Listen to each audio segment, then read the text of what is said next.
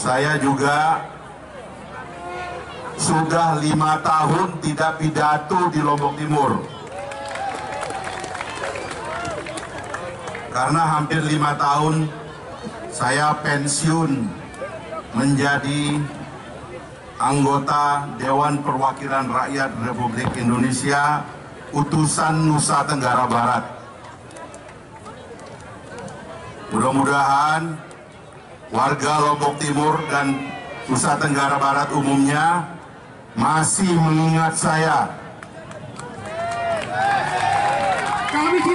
Saya mau nanya, masih ingat saya nggak? Benar masih ingat saya?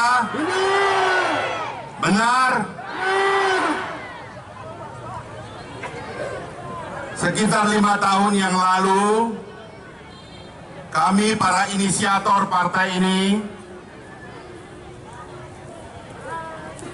memikirkan dan memutuskan secara seksama dan dalam tempo yang sesingkat-singkatnya, meskipun proses berpikirnya sudah sangat panjang, untuk mendirikan, melahirkan, dan mengumumkan sebuah kekuatan baru bangsa Indonesia, sebuah partai politik baru yang kita siapkan untuk menyelamatkan transisi Indonesia dan menghadapi krisis yang menghadang di depan mata kita. Kritiknya banyak, teman-teman silakan membaca dan menonton, banyak sekali pandangan, sikap, tulisan, wawancara, podcast, pidato, khususnya dari ketua umum kita, yang tidak ada ketua umum partai seperti ketua umum kita.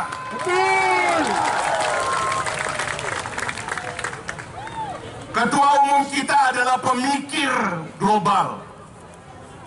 Saya mendampingi beliau, diundang di seluruh dunia untuk berbicara di forum-forum global yang memikirkan dan menganalisa masa depan dari umat manusia dan masa depan dunia. Tidak ada pemimpin partai politik yang punya pemikiran geostrategis. Partai politik sudah terjebak dan para pimpinan partai politik sudah terjebak menjadi pelayan bagi ambisi-ambisi kekuasaan rendah. Sehingga bangsa ini jangankan memimpin dunia, sebagaimana mimpi para pendiri bangsa, partai politik terjebak menjadi tempat persekongkolan kekuasaan pemilik uang dan pemilik pengaruh untuk merampas harta benda rakyat Indonesia. Maka kami berpikir dan kemudian lahirlah sebuah manifesto yang kuat bahwa Indonesia sebagaimana gelombang-gelombang sejarah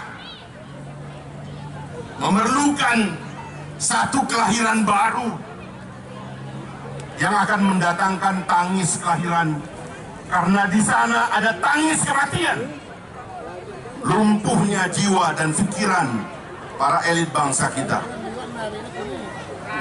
Maka kita deklarasikanlah pada tanggal 28 Oktober Partai Gelombang Rakyat Indonesia sebagai kekuatan baru yang alhamdulillah melalui proses yang sulit luar biasa, bahkan termasuk verifikasi yang juga rumit. Dan kabar gembiranya adalah di Nusa Tenggara Barat ini satu-satunya partai yang lolos verifikasi faktual tanpa perbaikan adalah Partai Gelora Indonesia. Hidup yang ini menandakan bahwa kalau ada tempat di mana Partai Gelombang Rakyat Indonesia ini, Partai Gelora nomor 7 ini nanti menang besar dan mengangkat pemimpin-pemimpin yang baik, maka tempat pertama kemenangan itu adalah di Nusa Tenggara Barat. Saya ingin bertanya kepada teman-teman yang hadir di sini, apakah saudara-saudara siap untuk menjadi pemenang di pemilu yang akan datang? Apakah saudara-saudara siap mengantarkan partai ini sebagai pemenang? Apakah saudara-saudara siap mengantarkan pimpinan partai ini menjadi pemimpin republik ini? Saya percaya, karena saya pernah diberikan amanah 3 periode dari daerah ini. 2014, 2009, 2014, 2004, 2009, 2014. Alhamdulillah, rakyat Nusa Tenggara Barat mengamanahkan suara yang setiap pemilu makin lama makin tinggi. Karena kami dididik oleh Ketua Umum dengan pertemanan yang lama bahwa seorang pejabat publik, khususnya adalah wakil rakyat, khususnya anggota legislatif, adalah penyambung lidah rakyat. Anggota legislatif bukan pengantar bansos seperti yang terjadi sekarang. Sibuk menjadi pelayan eksekutif. 10 anggota dewan dari Nusa Tenggara Barat tidak ada yang berbunyi atas kezaliman yang terjadi. Tidak ada yang berbunyi atas ketimpangan yang terjadi. Kementerian Keuangan dianggap ada transaksi mencurigakan 300 triliun. Ingat kasus Senturi dulu, hanya 6,7 triliun. Ribut dewannya kemana-mana.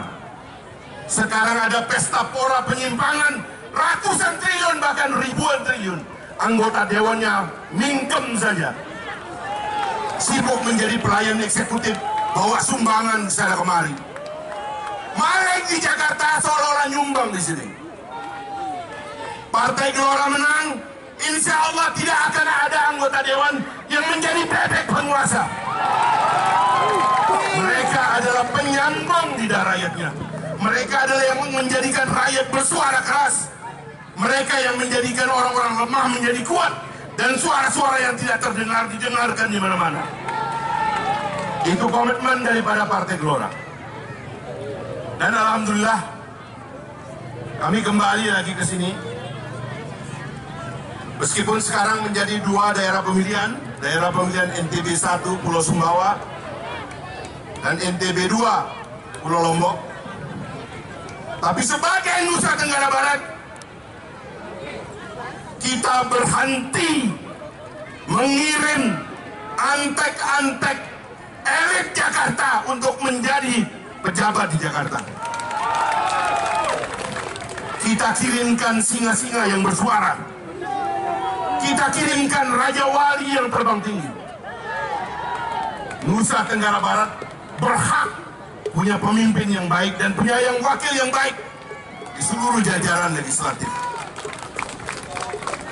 Inilah salah satu ikhtiar yang kami sangat gembira, bahwa penjagaan reputasi kami sebagai yang mendapat amanah dari rakyat Nusa Tenggara Barat tidak sia-sia.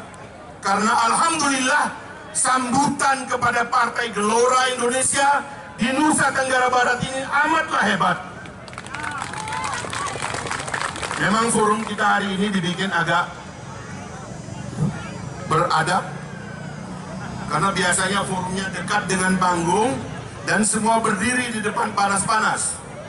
Sekarang ini Pak Ketua DPW kita, Pak Lalu Fahrul Rozi, menghadiahkan masyarakat dengan terop-terop yang sejuk. Sebenarnya kami ingin agar hati kita panas melihat situasi ini, bergelora dan membara melihat keadaan ini.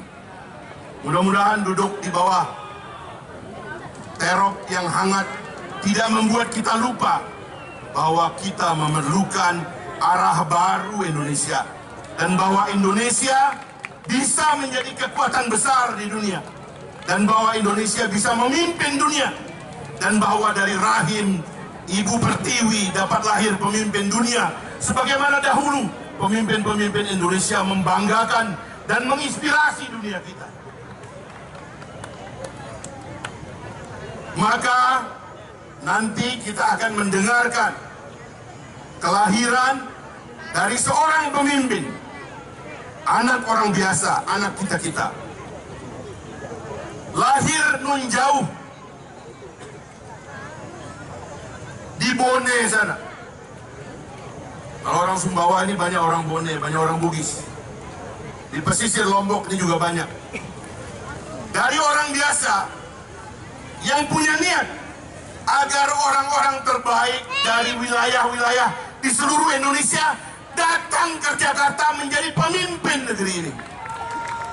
Sebagaimana kami, saya lahir di Sumbawa, di tempat yang tidak ada listrik.